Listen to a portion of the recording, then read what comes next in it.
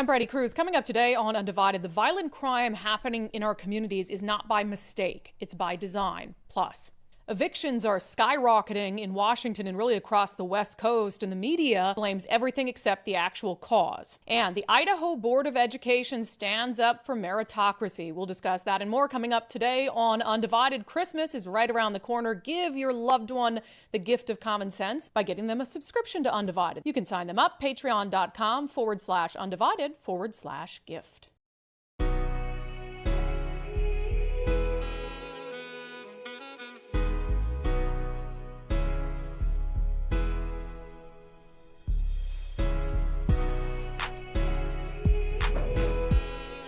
Hello, and welcome to Undivided for our final live show of 2024. Whew, happy to be here. I'm Brandi Kruse. Thank you for your commitment to giving common sense a comeback. But don't worry, we're not abandoning you. We actually have some great content coming up for you in the next 2 weeks. We're going to be doing another round of our series, Truth Tellers, people who have been out there telling difficult truths because it needs to be said. So we'll have an entire series for you from starting next Monday through the end of the year. So you can look out for that, and we'll be sending out some posts with what you can expect. But we have some awesome guests. We have 15-year-old Annalie Wilson, who is a young athlete in Washington State who, as you know, spoke out publicly about losing to a biological boy. Her story's been viewed by millions of people. She's joining us in studio. Also, Anna Kasparian of the Young Turks is going to be part of Truth Tellers this year. So we got a ton of good guests. Can't wait for it. So that'll be what's happening in the weeks ahead. All right. I know what Nicole needs to get me for Christmas. What's that? A tinfoil hat. When I come back for the new year, I want a tin. Can I demand a Christmas gift? Is it really a gift if I've demanded it? I need a good tinfoil hat because I would need it today. Although a lot of my conspiracies about what's happening in government, they're not real conspiracies. They're not tinfoil hat stuff. The media thinks they are, and that's why the media doesn't cover them this way. But what's happening in Washington State around crime, this is a feature, not a bug. This isn't a symptom of some sort of larger problems. This is by design. And the reason I believe that is because no sane person can look at the decisions that have been made. And let's include the entire West Coast in this. Let's include progressive leadership across the West Coast and in states like New York. No one can look at the decisions they've made around crime, public safety, policing, substance abuse, homelessness, and tell me that they did all of that not being aware of what the outcome of would be. If that's true, then they're morons.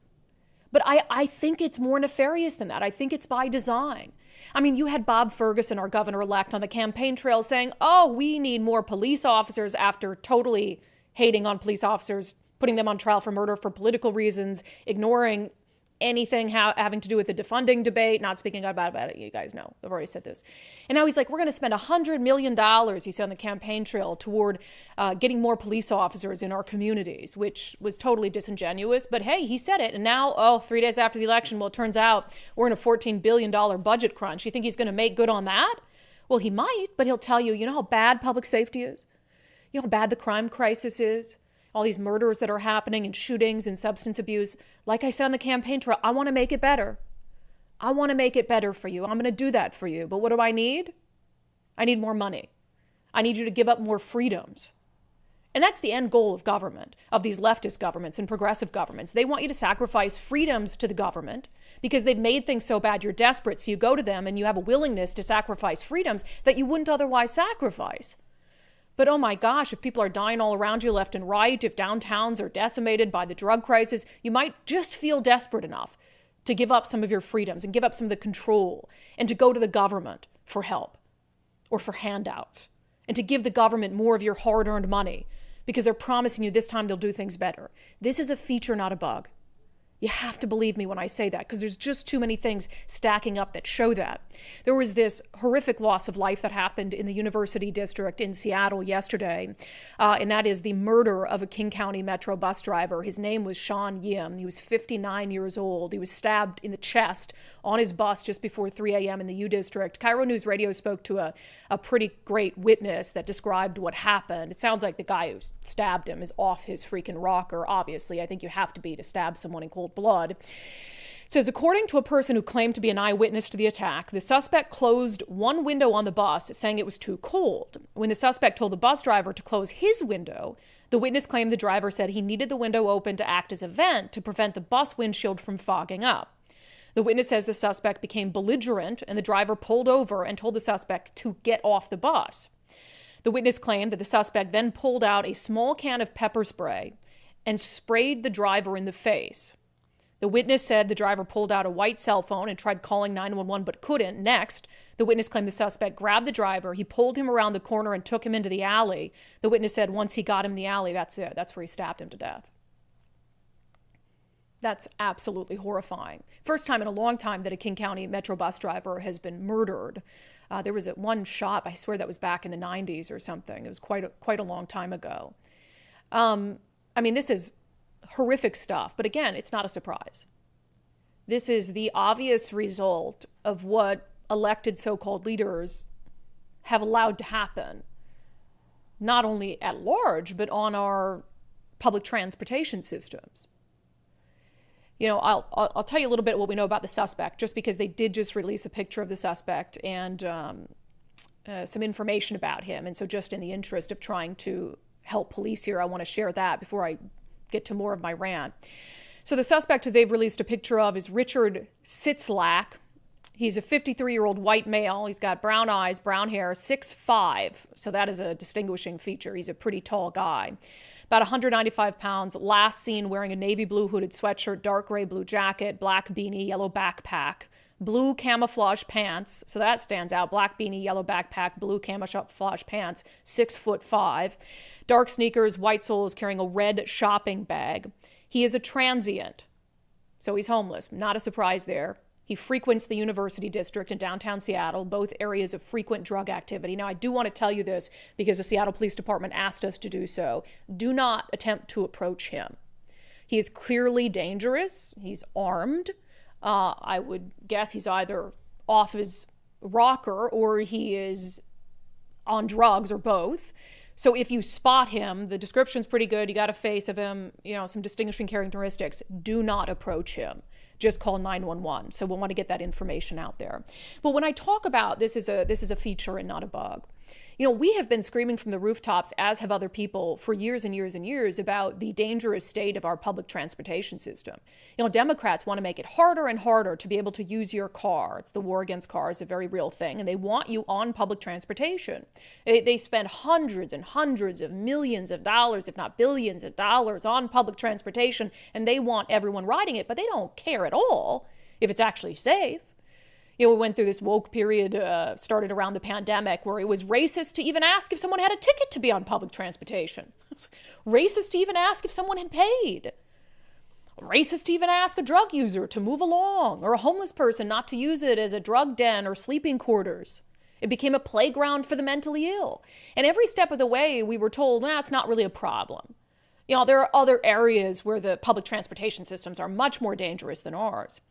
But just before this happened, just before this murder happened of this pretty young man, this King County bus driver, over on 12th and Jackson in the International District, which has been a problem intersection for some time. Our friend Jonathan Cho has documented it extensively. Things were so bad there that King County Metro, really at the urging of bus drivers who didn't want to stop there anymore, have closed the bus stops at that intersection until further notice. So we know, common sense people know, that bus stops aren't safe, the buses aren't safe, the trains aren't safe, the light rail isn't safe. How many acts of random violence have we had because we've allowed them to turn into de facto drug dens, sleeping quarters for the homeless, and a playground for the mentally ill? And every step of the way, county government has sort of rejected this notion that public transit poses a safety risk. Even I think about the gun legislation in Olympia that they were trying to push through that would ban you from carrying your lawful firearm in certain places like a bus stop or on public transportation. So not only do they allow these spaces to become incredibly dangerous for the traveling public and for bus drivers and operators alike, but then what does the government do? The government takes away your ability to try to keep yourself safe.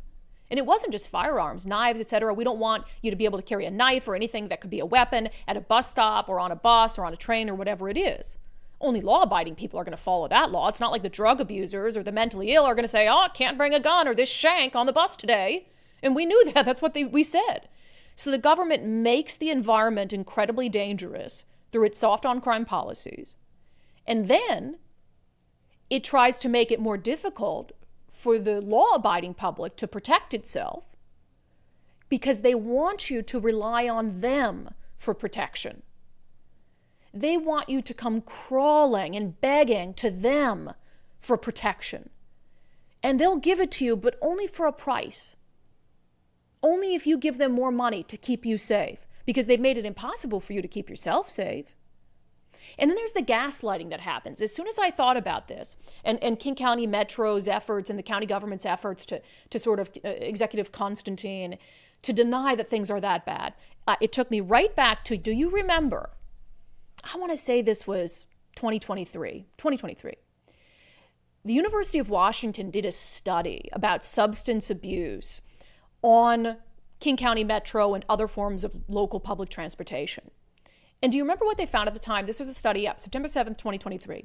UW assessment finds fentanyl and meth smoke linger on public transit vehicles. Researchers detected meth in 98% of surface samples and 100% of air samples. 100%. While fentanyl was detected, one of the most deadly drugs known to man, was detected in 46% of surface and 25% of air samples. And when we saw that, we thought, duh, well, of course. There's people using these as drug dens. Now, I didn't expect it to be 100% of air samples, that there'd be meth circling around. And what else did we say at the time? This is incredibly dangerous. Obviously, if you've got people riding public transit or bus drivers who are on these buses all day long for 8-hour shifts and they're breathing in meth smoke 100% of the time, or they're touching surfaces that have trace amounts of fentanyl.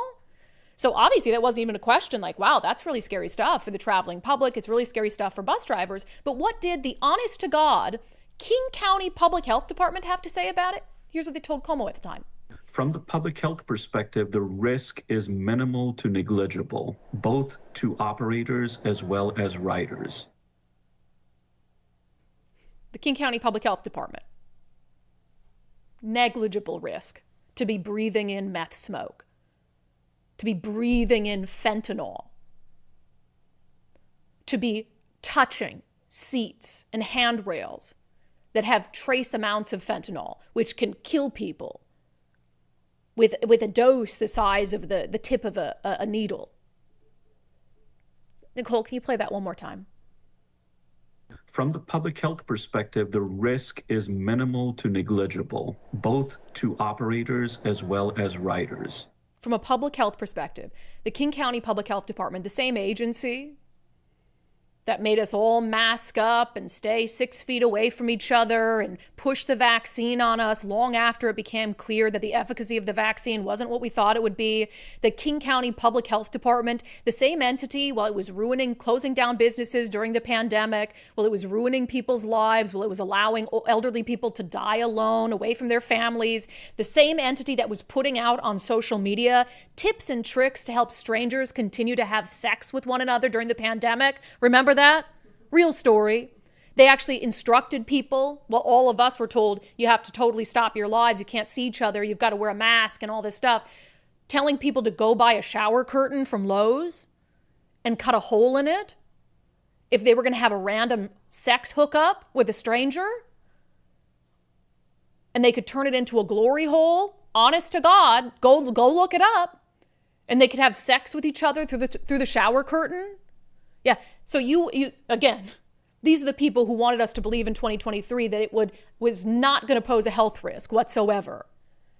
That the buses and the trains had 100% positive samples, air samples for meth. 98% positive surface samples for meth. 46% for fentanyl. And they turned around and told us, nope, nothing to see here. All of this, that's how you know. That's how you know it is a feature, not a bug. That's how you know that they're okay with what's happening on our public transportation system. Because it's by design. God, I hate to say that. It is by design that they're drug dens, that they're sleeping quarters for the homeless, that they're playgrounds for the mentally ill. And it is by design that people are being murdered in and around our public transportation system. It is by design and it pains me to say it, by design, that Sean Yim, 59 years old, a dedicated King County Metro employee, was stabbed to death. There's no other explanation for it. There's no other explanation for the level of gaslighting that the government expects us to endure, that the government expects us, and some people do, to deny what we see with our own eyes and to deny what actually happens and to try to take away our ability to protect ourselves as free Americans, because they don't want you to protect yourself. They don't want you to feel safe. They want you to go to the government for protection. They want you to go to the government to feel safe, because they want a populace that is completely under their control. That's not tinfoil hat stuff, guys. That's not tinfoil hat stuff. Because you explain to me any other reason why they would be doing all the things they're doing and ignoring all the clear problems that anyone with one brain cell knows is wrong, is dangerous, needs to be fixed. They just want more of your money. It all comes down to money and control. And they don't care how many people have to die in the process to get that money and to get that control over you and your lives. It's really sick stuff. We have a story coming up next in Unbelievable that also reinforces this point of there's no other reason that they would be doing the things that they're doing. All right, first, I need coffee in between that and ad reads. If you're thinking about selling your home at some point, we know the real estate market has slowed down quite a bit, but home prices around here are still pretty good. You need to make sure, though, you have a real estate agent who knows what they're doing and who can get your home ready to stand out when it hits the market. That's Wes Jones. I'm hearing a lot of things. People are like, oh gosh, well, there might be a recession coming up. I'm like, hey guys, anybody working in real estate has been living it for like the last 30 months or so. It's a strange conundrum though, because sales are low, but prices are still very, very high. You can still sell and you can plan on making a lot of money, but you might have to prepare your home a little bit harder and do a little bit more work than you have in the past, because buyers are a little bit, less forgiving. But the good news is you don't have to prepare your home harder. You don't have to do a little more work. Wes can do it for you. He and his team, this is what they do best, especially for homes that need a few cosmetic upgrades. They can help manage those projects, take the work and stress away from you. They can even help you pay for it up front, which I think is pretty cool. So sellwithwes.com. Sellwithwes.com, a better way to sell your home. All right, I want to introduce you on Unbelievable today to a 22-year-old named Jamari Wilson, who is wanted but should have never been released from jail.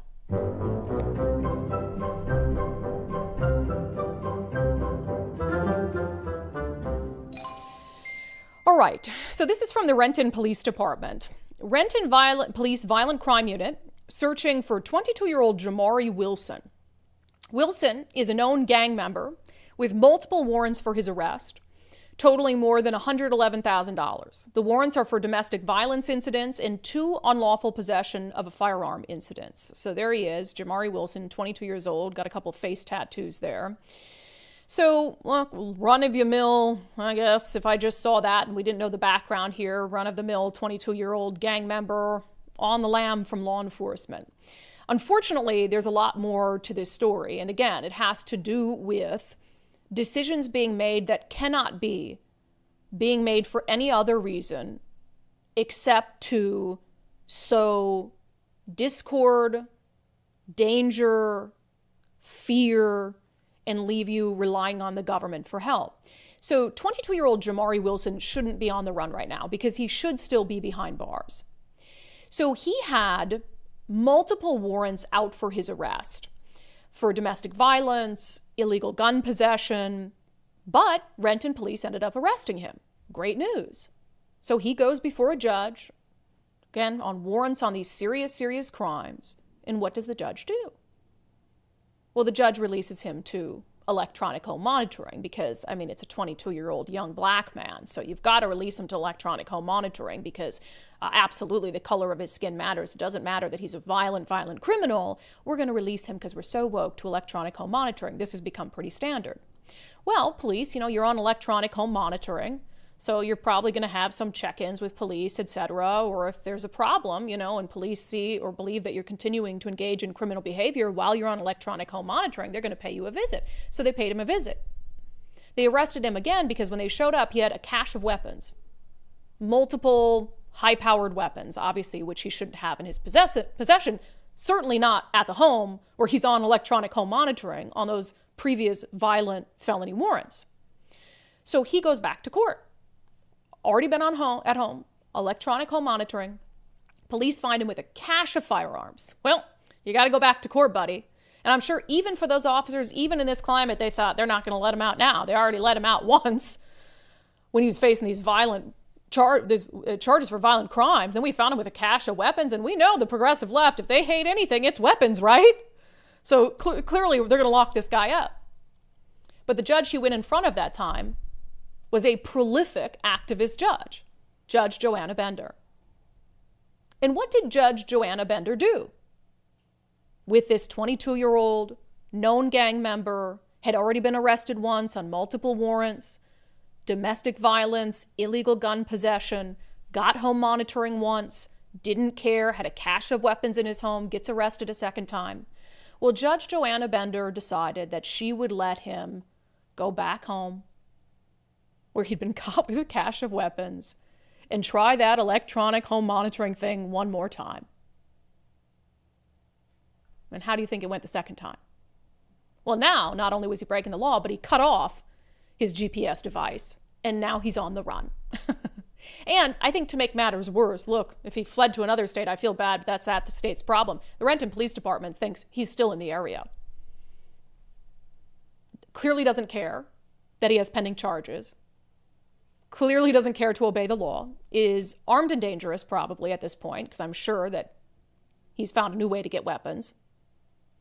And now, who knows where he is? So that's what you can do in today's criminal justice system when you have activist judges like Joanna Bender. And you've heard about Joanna Bender many times. We've talked about her on the show because she constantly makes decisions like this. She constantly makes decisions that are, in her mind, about the best interest of the typically young black man who's in front of her. I think there's been a couple cases where it's been a young person but white. But typically a race-based decision. And she does what's best for the criminal and not what's best for the community at large, not what's best for the victims. You might recall the last time we talked about her, she had told the media, so there was a 20-year-old, Kashawn Jimerson, who stabbed this handyman to death. Remember that story? He was in court facing second-degree murder. They'd had like a verbal dispute. He turned around and hit this handyman from behind with like a bat or something, or a pipe, and then stabbed him to death with a giant butcher knife.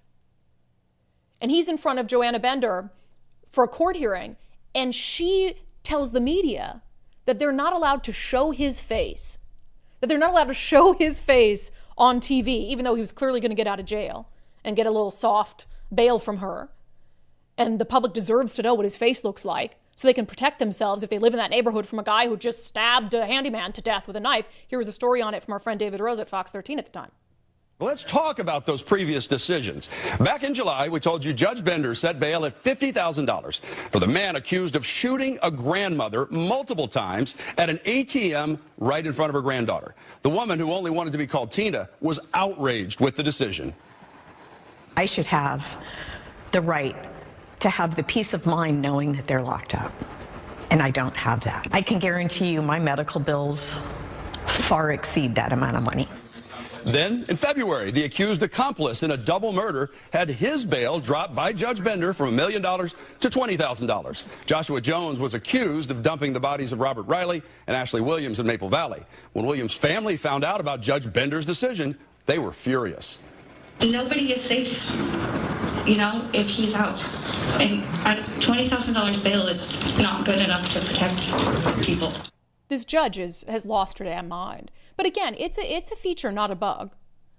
You have activist judges being instilled by activist politicians to do activist things to serve the interests of those politicians, which I said earlier, what is it?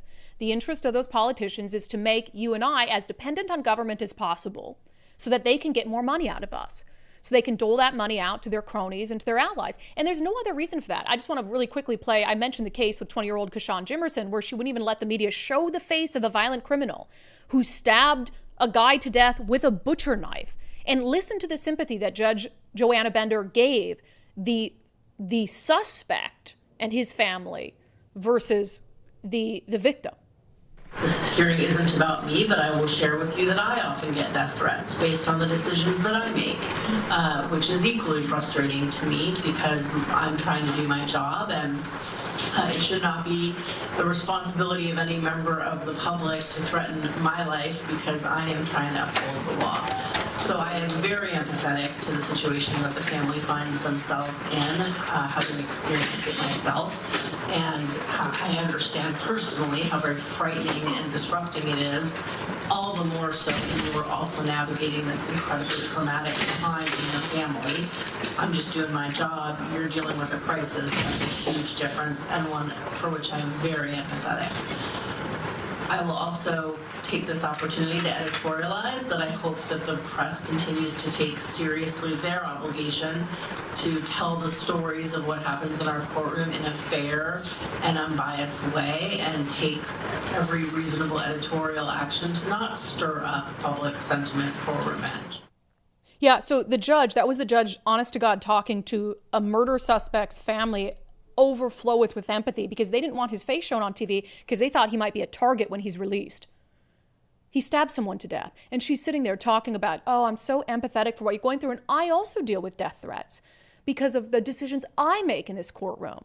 Yeah, we're not stirring up death threats, but you are stupid. You are not stupid. Sorry, I take that back. You're dangerous. You are absolutely dangerous, and you are going to get people killed, maimed, robbed, raped, whatever it is, because you work for politicians who have the same ideology you do, but who have a different agenda. Their agenda is money. And this legislative session, again, as they try to close this, it's all tied together. It's all freaking tied together. As they try to close this imaginary $14 billion budget deficit that they created by overspending, what are they going to leverage to make the argument that they need to increase taxes? Because a common sense person would say, look, man, you got a budget crunch, you got to cut some cash, you just got to cut some spending. So in order to convince people that new taxes are the way, they have to do what? Well, they have to make people desperate for those new taxes. They have to make people beg for those new taxes. So they're going to say that unless we have new taxes, we have to cut the essential stuff from government. They'll totally bypass all the non-essential stuff that they're spending money on. Well, without these new taxes, we have to cut the essentials. We'll have to cut from your kids' education. Oh my God, public safety? You know how scary and dangerous things are? Well, we're going to have to take money from public safety, and we're going to have to close jails, and we're going to have to, which they're already threatening to do, and we're going to have to do away with the plan that Bob Ferguson promised on the campaign trail to put $100 million towards hiring more police officers unless you are okay with us increasing new taxes. I mean, they can do it anyway. This isn't a vote of the public, right? But they want to face as little political backlash as possible. So they want to gaslight and convince you that without new taxes to close the budget deficit, they will have to make cuts to your life, to things in your life that are very, very important. And that is the way that they get voters in the state to sign off on it and to fall for it, hook, line, and sinker. They have enough money to do all of the things they need to do when it comes to keeping the public safe, when it comes to education. They have enough money to do those things. There's no question about that. What they have to do is twofold. Stop the policies that are making those things worse and wasting the money that they do spend on those problems. Put policies in place that will actually fix those problems, but won't make them richer, which is the problem in the first place. It's disgusting. They genuinely don't care if people die as long as they get more money in. They do not care if people die as long as it can lead down a road of more taxation and more control. Disgusting people, genuinely. All right, so I want to talk about evictions. You guys know that this year, last 6 months of the year, we partnered with the Rental Housing Association of Washington on a weekly segment that has to do with the absolute disaster that's happening when it comes to evictions and landlord-tenant laws and all of this. And yeah, to some people it's like, that seems pretty obvious, that you're kind of pushing their agenda. We are, 100%. I agree with everything that they are doing and saying about the backward nature of the landlord-tenant laws. And we want to bring more attention to it. We're going to continue to do it going into the new year. And here's one of the reasons why I'm so passionate about doing that. I mean, we got into these stories that we were covering like last year and early this year about some of these landlords put in insane, unwinnable situations, like Jason Roth in Seattle, who had a guy who had plenty of money, was taking pictures on yachts and vacations, but wouldn't pay him rent because he could get away with not paying him rent. And there was eviction moratorium, so he could get away with not paying rent and still living in Jason Roth's house. So that got us really fired up about these issues. And then, of course, Jaskaran Singh in Bellevue, who's got a beautiful rental home, and he's got a guy living there who makes plenty of money, who can pay rent, but for 2.5 years he has not. And he's been delaying and delaying and delaying because the system helps him do that. And this is one of those things where it's so ridiculous that it has to be intentional, right? It's so ridiculous that it has to be intentional. So there's a story out of the Washington State Standard that, one of the reasons, what I was saying is that we partnered with RHA is obviously they're an advertiser on our show, but it's because of news stories like this. Like, we need to do and focus more on these landlord-tenant stories because the media covers them like this. So this is from the Washington State Standard. Insanity. So the headline, eviction filings around Washington soar to record high levels. It says Washington is on track to have more eviction filings this year than any other year on record. 9 counties, including King and Spokane, hit new high marks, and 7 others are on their way. So in this, they talk to an expert named Tim Thomas. He's the research director at the University of California, Berkeley's Urban Displacement Project. And he kind of talks about this phenomenon up and down the entire West Coast where evictions are just soaring. The Standard says, this is a quote from Tim Thomas, "The state is in an eviction crisis at this point," he said. Washington's policies, like its right to counsel program, have helped keep some of these people from becoming homeless. But he said without more action and funding, evictions will rise further. So you've got this guy, California, Berkeley, talking about we're in an eviction crisis, not just here in California and in Washington State. The right to counsel program that we have, he said, is at least keeping some of these people from becoming homeless. So the right to counsel is a program that's funded with your taxpayer money that basically says tenants who are dealing with eviction proceedings, the taxpayers will foot the bill for their legal defense. Landlords are just screwed. They got to foot the bill for their own legal defense because they're rich people bad, right? It goes on to say that Thomas said one way the state can attempt to manage the record number of evictions is to what? There's a theme here, guys.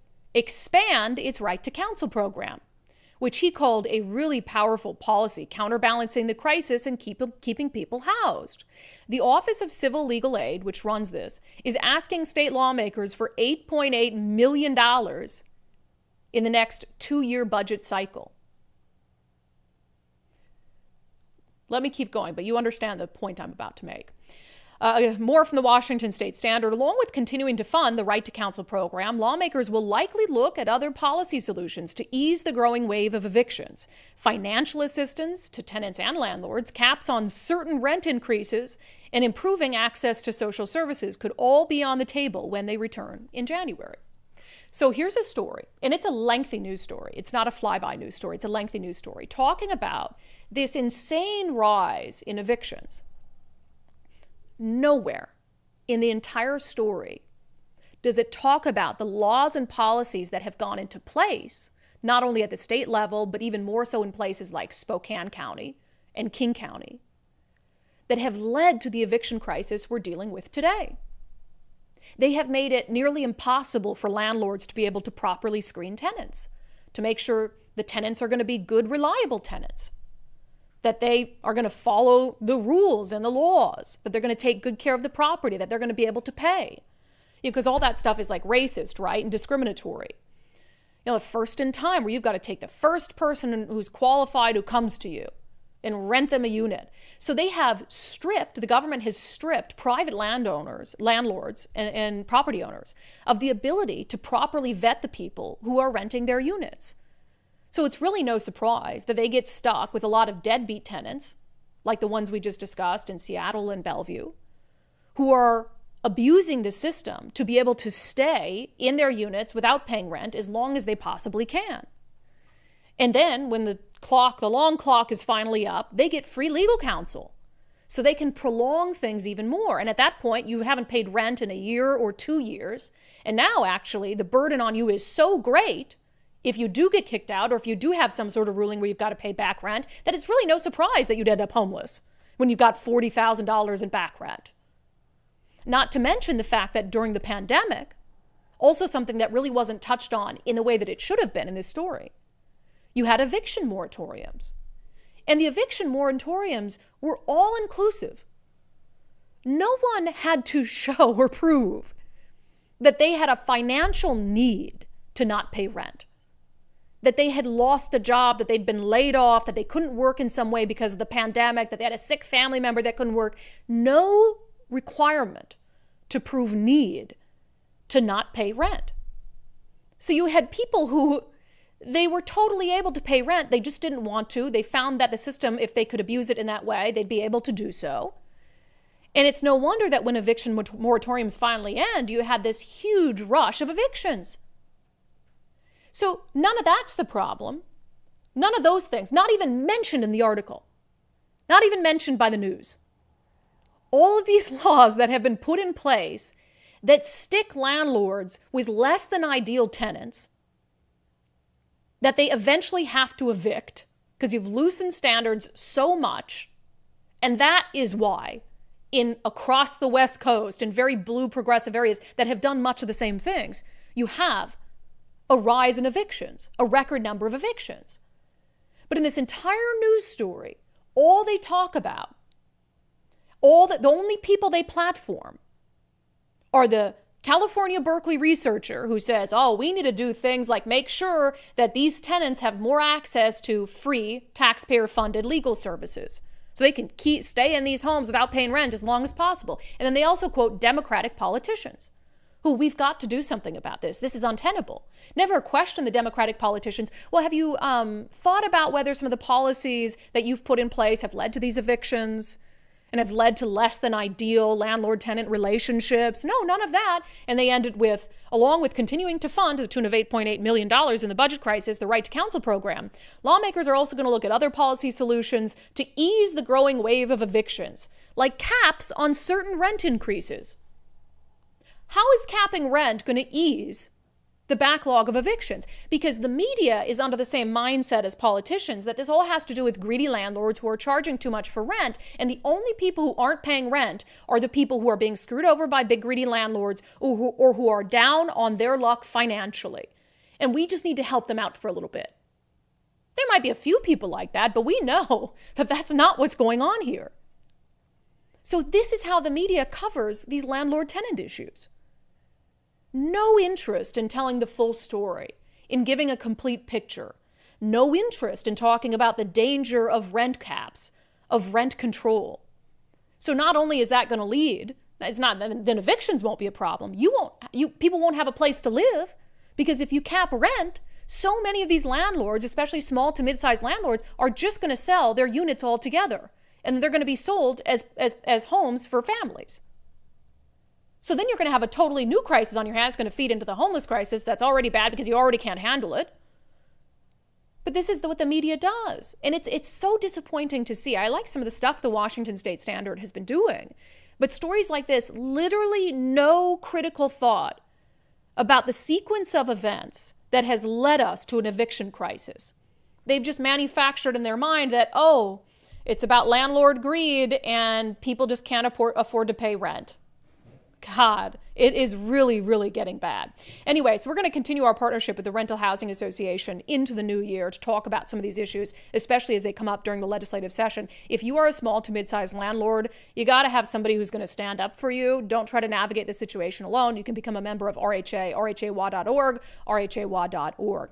All right, I keep telling you guys to take the First Mark Challenge, firstmarkinsurance.com. I mean, I would like to add up all the money saved by undivided viewers and listeners by First Mark. It has to be like in the tens or hundreds of thousands of dollars at this point. It's really a no-brainer. You need insurance. The question is, do you have the right insurance, and do you have it at the best possible price? Well, First Mark Insurance can help you figure that out, and it costs you nothing. You never pay First Mark anything for their services. The First Mark Challenge entails you talking to them a little bit about your insurance needs. They go out, they shop the market for you, and they come back with their recommendations. In the case of Beth, they were able to save her $4,000 a year. Paul Levy said First Mark saved her and her family $2,500 a year between their home and auto. I mean, it really is a no-brainer. So make some time on your schedule to take the First Mark Challenge today. FirstMarkInsurance.com, FirstMarkInsurance.com. The very best part is they work for you. All right, let's do a couple quick hits on national. Idaho. Sanity in Idaho, I love to see it. So the Idaho State Board of Education has decided to completely ban anything DEI related from higher education. And in this resolution that they passed, I love it. You should read the whole thing, but they talk a lot about meritocracy. That basically, if there's anything that you're saying is merit-based, but merit has to do with the gender, the sexual orientation, the color of someone's skin, that is not meritocracy. And that will not happen anymore in higher education in the state of Idaho for public colleges and universities. And to me, I think this is going to happen more and more often. I think we're going to see more and more of this. The one thing is, they shouldn't have to ban it because I believe this stuff is already illegal. That's kind of the weird thing. Is like, I believe it's already illegal to give people advantages based on the color of their skin or their gender or their sexual orientation. Yet in so many areas, it's just become so common that we just sort of like, don't sue over it and don't challenge it and all of these things. But the Idaho State Board of Education says, yeah, the DEI stuff is dead. They characterize DEI as any approach that prioritizes personal identity characteristics such as race, color, sex, sexual orientation, national origin, religion, or gender identity over individual merit. It's exactly what it is. So DEI is dead in the state of Idaho in higher education, and merit is going to rule the day. I love to see that. I want to see it in more places. All right, speaking of racism, designed as something nice and good and just. Let's go down to Oregon, shall we? This from the Oregonian. Multnomah County to lease a 65-room motel shelter to help Black people experiencing homelessness. Yeah, there's nothing quite like being racist when it comes to what homeless people you help. That is so woke, though. You gotta love it. I mean, that is just, it's the progressive way. Like, we should help the poor people, but help the Black poor people first. It's just insane. And the county's deputy director of the Homelessness Services Department is trying to excuse it in this way. She tells the Oregonian it focuses on geographic distribution and geographic equity by creating a motel shelter in an area of the county where we did not have any shelter options previously. So they said it has nothing at all to do with helping homeless people of a particular skin color, but it has to do with helping homeless people who live in a particular area. Definitely not about skin color whatsoever. Sure. All right. Also a national, it is our final edition of Florida Report for all of 2024. And if you love yourself some Pornhub, you might want to listen up. It's not even controversial anymore. People know in Florida their freedoms are going to be respected. Miranda, happy holidays. Happy holidays. Merry Christmas. Whenever I think of your Christmases in Miami, I think of that. Was it a Corona commercial? Maybe not a Corona. Some sort of Mexican beer commercial where it's like the palm tree and it's out, on the island and and then the lights go on it. Somebody will tell me what beer commercial that was. It was definitely a Corona commercial. Was it? And Okay. a little palm tree lights up at night with the Christmas decorations. Me Feliz Navidad. Yeah, it took me a few years to get used to Christmas lights on palm trees. It's just, coming from Minnesota, it's a little weird to get used to. You do what you can with what you got. All right. So there is a list out from Cato Institute of the most free and least free states, all the states ranked. So let's start with our beloved states. Certainly Washington's more free than Florida, right? Gotta be. You guys are 37. I'm shocked we're not lower, but yeah, typical. Okay. It's funny because when I went looking for your state, I scrolled to the bottom of the list because I knew it would be down there. Yeah. I'm not wasting my time at the top. That's funny. Okay, so Florida is number 2, and we've actually held this spot for a few years, but before that we were at 3, so we just went up a little bit. Okay. And the only state freer than us is New Hampshire, an unsung hero. That's interesting. I wonder why that is. I think it probably has something to do, Florida's got a lot of these, like, we're going to talk about it in a minute, but these bans on certain things and personal choices. I think that does factor into this freedom scale. So as much as we are like fiscally very free, we have a lot of reasons why we're so high. I think that one little thing might take us a notch down. Yeah, so Cato Institute is basically more conservative, individual liberty, free markets, things like that. So I think it's not a surprise that you'd have a conservative state and some of those things that rank higher on their particular list and liberal states lower. But yeah, we talk about it on the show all the time. Like sometimes Ron DeSantis does things that seem like the antithesis of individual liberty and free markets. So 2, I think Florida should be very happy with that. What's the least free state? The least free state is actually New York. Yeah, it's about there. And California is on the bottom of the list too, I'm assuming. Yeah, the last 3 is California, Hawaii, and New York. Man, how can you get more free than living on an island, To me, that's actually, you're pretty stuck down there. So maybe that has something to do with it. You're right, I guess. Your freedom only goes so far. All right, so speaking of freedoms people might lose, for those porn addicts in Florida who love their Pornhub will be no more. Yeah, Pornhub is going to just go ahead and not allow people in the state of Florida to access their website because they basically said, like, we don't want people to put their privacy at risk by having to put in their driver's license information. Yeah, and let's back up a little bit because we talked about this on the show, but for people who don't remember, there was a law passed in Florida that said, so not only, you can't just confirm your age, like with a push of a button, you'd have to actually confirm it with your driver's license? Correct. And this is basically going in hand with the law that they passed to protect minors from harmful content on the internet. So it's not just applied to social media accounts. It's applied to other things like adult entertainment websites, probably liquor websites, all of that.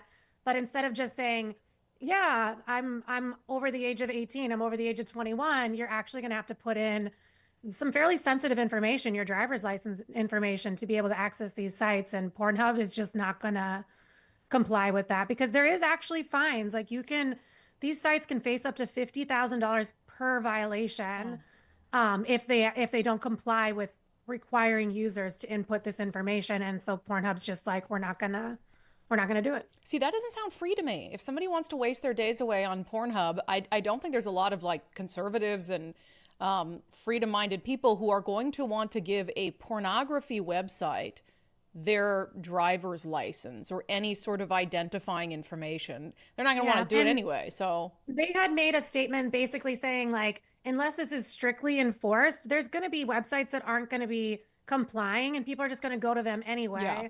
And, Pornhub just doesn't want to be in non-compliance, so they'd rather just not even be in the game. So. Yeah, and people will find ways to spoof their location or whatever it is. There's going to be ways around it for the real porn obsessed, but it's one of those interesting Florida things that sort of teeters for me on the freedom versus regulation thing.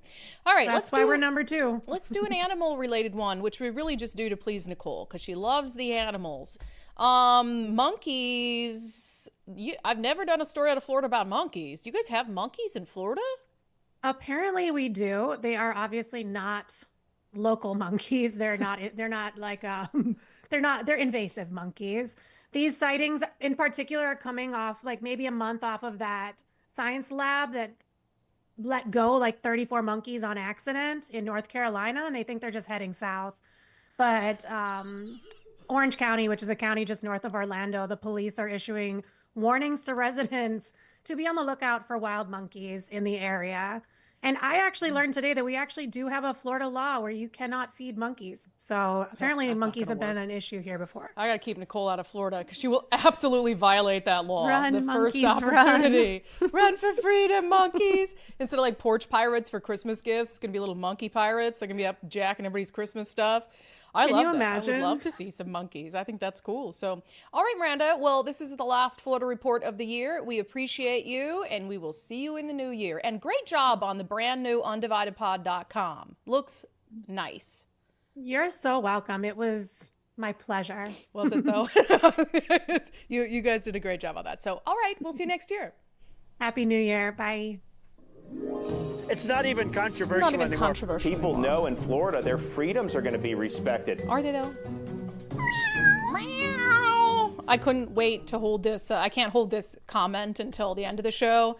On the Pornhub thing, Captain Cranky Pants says, just use a VPN and wank away. People will find a way around it. When it comes to watching porn, I'm sure people will get very creative. So we talked this week about the new tax increases. What, Nicole? We're the only show, like media, that's going to use that term. Wank away? Yeah. Right. He could have been more vulgar. I think wank is a okay phrase. Stop saying it. All right. On the show this week, we talked about these new tax increases that Governor Jay Inslee wants. The most egregious one, I think, is the wealth tax. It's like a far left wish list policy that apparently now Governor Inslee wants as well. He's proposing taxing 1% of global wealth for people in Washington state who have over $100 million in assets, et cetera. I just wanted to point out, because there was this article in Fortune, and this is from just earlier this year, because we already know what's going to happen here, and our next guest is going to reiterate this. But Fortune did a story about how wealthy Norwegians were fleeing to Switzerland to evade a high wealth tax, with their bankers following. So that's what happened. In Norway, they passed a wealth tax, and what happened? The rich people who would have been subject to it left. And then their bankers left too. So we all know what's going to happen here. Not only did they lose the tax they thought they were going to get, but they actually got less taxes from them for other things. It hurt overall their revenue stream. That's exactly what's going to happen here. Our friend Zach Abraham with Bulwark Capital, he manages wealth for a living, obviously. And so when we got the details of what the wealth tax would look like, he was the first person we wanted to talk to about it. And he echoes exactly what happened in Norway is probably going to be what happens here. All right, Zach Abraham, you manage wealth. How about a wealth tax? Great. Totally cool. Incredible, right? So reading through some of the details of this, a couple thoughts come to mind. First, this is not a real proposal, right? Meaning this is tantamount to send out a flyer to everybody that's worth over 100 million that lives in the state and ask them for a donation, right? If they want to pay it, they'll pay it. If they don't, they don't. On its own merits, this tax makes no sense. No one's going to pay it, not unless they want to. So it'll be, I would suspect it'd have absolutely zero impact on the deficit and the budget shortfall. I also don't know how I don't know legally how they would even have the ability to enforce it. Like, how can Washington state make me pay money based on an account that I have in Hong Kong? So the other tax proposal, this is coming from Governor Inslee. So these are things he's supporting. So he is proposing a 20% increase in the business and occupation tax for businesses making over $1 million a year in the service and other activities category. He says that the change would impact 20,000 businesses, and it would only be temporary. It would be until December 2026. And then after that, everyone will just have what he calls a slight, his words, 10% increase. So I'm going to go ahead and assume that you would be a business subjected to a 20% increase in the B&O tax. Yes, okay. I would be. And that revenue level is ridiculous. And when he says make $1 million, does he cite, and this is what kills me about liberals, is they're economically illiterate. Does he cite earned $1 million or revenue of $1 million? He says only businesses making over $1 million a year. So revenue, I mean, that could be, I would say since it's 20,000 businesses, I think if it's got to be profit, I would think. It's got to be profit if it's 20,000 businesses, because it would be way more if it were just revenue. This state couldn't get more business unfriendly. Why is it? Can someone please explain to me why the liberal agenda just has a tax grind? Like, they can't wait to tax employers, right? Which provide jobs, provide the revenue. Why do you want to make it so nasty to employ people? It's it's so stupid. And then you look at this state, the tax burden we're under, All I do is pay taxes. My personal tax rate is in excess of 40%. I'm paying B&O taxes on top of that. I'm paying Washington state revenue taxes. I'm paying sales tax. I'm paying property taxes. It never stops. And look, I love my life. I don't have any complaints about this, but like, what other business treats their customers this way, right? Like, we're the ones that pay into the system. Second of all, if you think this is going to fix anything budgetarily, it won't, because you don't have a revenue problem. You've got an intelligence problem.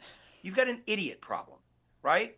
The same people that wanted to defund the police are the ones that define the state budget. You want to know why you got a deficit there? That's why, right? That same level of thinking. And this constant, if this goes through, I will actively begin to transition Bulwark to be a non-Washington state entity. Wow. And it will probably cost me more money to move it than the tax would, but I'm done. You're not gonna use coercion to tax me. I'm not gonna pay it. Yeah. Sorry. Yeah, at some point you got to put your foot down. So Zach telling it like it is, per the usual, but he's right. Exactly what he describes is what happened in Norway. So why would we have any sort of different result here from the wealth tax? It's going to decimate our economy. Zach Abraham is the chief investment officer at Bulwark Capital. He recommends in the new year getting a second opinion on a retirement portfolio. They can do that for you, just like any critical health decision you'd make in your life. You might want a second opinion. The same when it comes to your retirement. You only get one retirement. So in the new year, schedule a free Know Your Risk portfolio review with Zach and his team. They'll cover the impacts of the election and outlook for 2025, and they'll give you a full reveal of how Bulwark is always looking for opportunities to lower risk, lower cost, give your retirement as much upside as possible. You only get one retirement. Get a second opinion. Schedule your free portfolio review now at knowyourriskradio.com. That's knowyourriskradio.com. Okay, let's get to our daily subscribers show poll, but in the meantime, be thinking about New Year's resolutions. I'm going to ask Nicole what hers is coming up, and I have to think about mine, but if you guys have any, because we won't see you actually live until after the new year. All right, in our daily subscriber show poll on Patreon, Locals, and X, I was just curious about your level of public transit use and why you may or may not use it, given the top story that we had today. So do you use public transit in Washington state? Never, occasionally, or regularly? Nicole, what would you occasionally, right? For games and stuff? I guess maybe a concert or two. So maybe like 3 times a year. Yeah, most people on Patreon, Locals, and X saying they never use it or just occasionally for that reason. A few of you use it regularly. Let me see. Brian says, I'm in the minority in that I still like to visit downtown sometimes. I drive to a Link station and ride in. Also use Link for airport trips. Yeah, sometimes that can be a little more convenient, especially if there's bad traffic. You're trying to get to the airport. David Sprinkle says that I ride the bus to the ferry terminal, then the ferry to Seattle. Obviously, I cannot relate to the shit show that is Metro. I have to use transit. I know E lives on Capitol Hill. Having a vehicle is too expensive and people cannot drive anymore. I quit driving when I was hit twice in one day because people were texting and driving. Yeah, that happens. Yikes. People can't drive here in general. Christine says it's not convenient or time efficient. Pat says transit's not convenient between my home and workplace. Yeah, I don't think a lot of, they have to make, if transit was easier to use, if it was convenient and safe, then I think it would be a reasonable option. Like when it comes over to Bellevue, I would consider taking it down from, if it's on the east side, to the airport, but not if it's a drug den, not if it's a haven for the homeless and the mentally ill.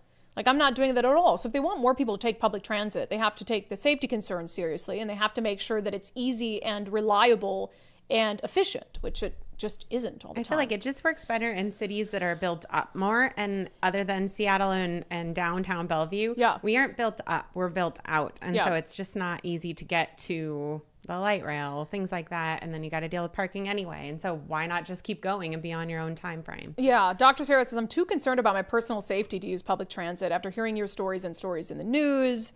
Rose says, I occasionally ride light rail to and from downtown for day-to-day use. It's too cumbersome. My 20-minute commute becomes an hour and a half if I have to drive halfway to work and use the park and ride. And Tammy T says it's just not safe with all the nut jobs on the streets. I'll either drive or just not go. I like being in control of my own destiny, I like I'm in the car. I get to control where I go, when I go. I don't like the public transit thing. Oh, I'm hungry. Yes. Oh, I'm hungry. A little Starbucks. I can get I'm done with my work early. I can leave and I can get home right away. 100%. Yeah. All right. Let's see here. All right. Some nice super chats today. Thanks, guys. Matthew Cook with a $50 super chat. I like to give a Christmas tip to the gal that cuts my hair for a wonderful service throughout the year. So here's a Christmas tip for all you do. Merry Christmas, Brandi, Nicole, D, Miranda, and our great undivided community. Cheers. Oh, that's so nice. Very nice. Yeah, I love you guys.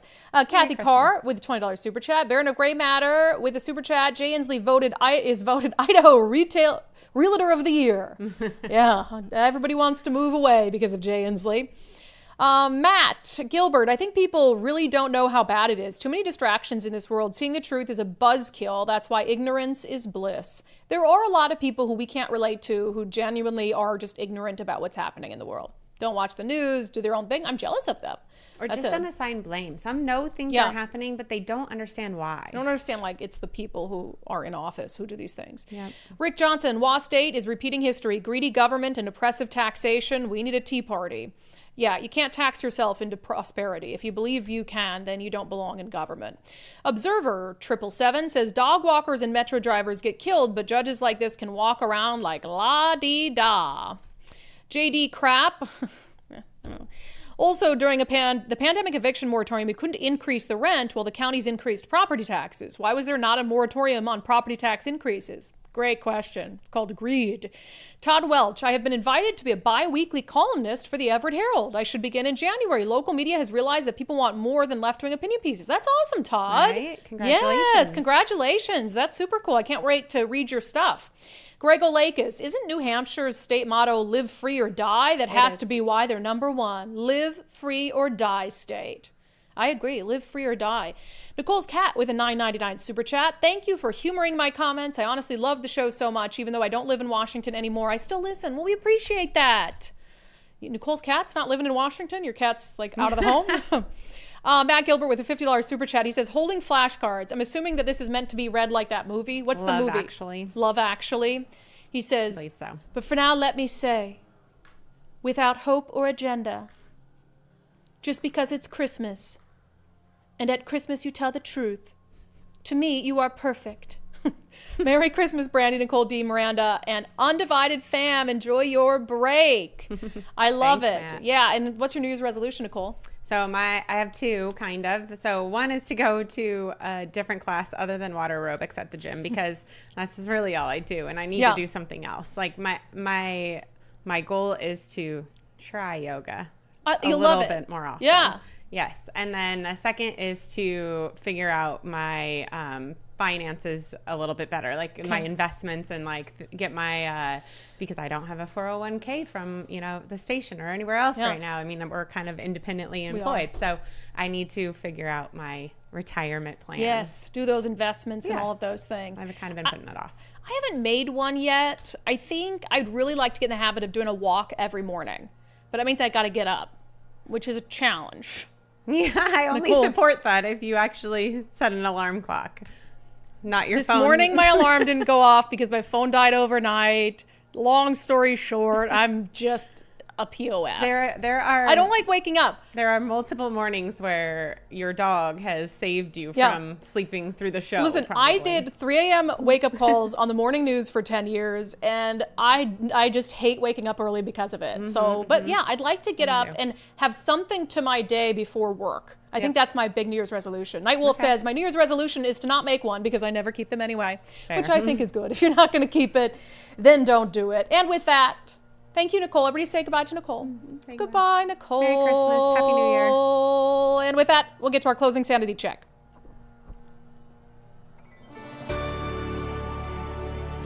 I've never seen a better video that illustrates how hardworking people get absolutely screwed over by progressives. Here it is out of San Francisco. Only in San Francisco do I get a parking ticket for $100 while these guys are next to my car shooting up and smoking crack. I got a parking ticket because I had to park illegally so I could safely get into my office. There it is. Yeah, that sounds about right. All right, thank you guys so much for a wonderful year of Undivided. It's Christmas. If you'd like to give the gift of Undivided, you can do that by signing your loved one up or your enemy, patreon.com/undivided/gift. So we have no more live shows from now through the end of the year. However, we will be airing our series Truth Tellers. We have some awesome guests coming up for you on that series who have been speaking important truths, not only in our state, but in other states as well and across the West Coast. We really look forward to that series. We will have an episode of Sundays with Subscribers coming up this week, so we look forward to that. Also be on the lookout for one of our live Q&As with subscribers. All right, a little Christmas music. You got a little Christmas music to send us into the holiday break? Oh, that's nice. Yeah, turn that off. Oh, religious Christmas music.